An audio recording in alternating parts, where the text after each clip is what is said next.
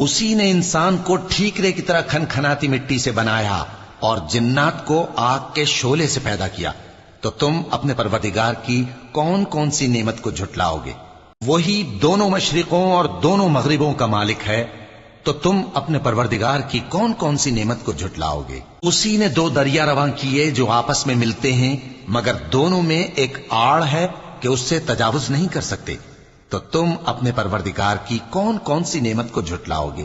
ان دونوں دریاؤں سے موتی اور مونگے نکلتے ہیں، تو تم اپنے پروردگار کی کون کون سی نعمت کو جھٹلاؤ گے؟ اور جہاز بھی اسی کے ہیں جو سمندر میں پہاڑوں کی طرح اونچے کھڑے ہوتے ہیں، تو تم اپنے پروردگار کی کون کون سی نعمت کو جھٹلاؤ گے؟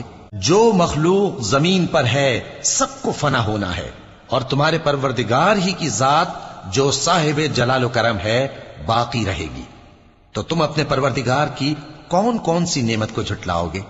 آسمان اور زمین میں جتنے لوگ ہیں سب اسی سے مانگتے ہیں، وہ ہر روز کسی نہ کسی کام میں ہوتا ہے، تو تم اپنے پروردگار کی کون کون سی نعمت کو جھٹلاؤ گے؟ اے دونوں جماعتوں، ہم ان قریب تمہاری طرف متوجہ ہوتے ہیں، تو تم اپنے پروردگار کی کون کون سی نعمت کو جھٹلاؤ گے؟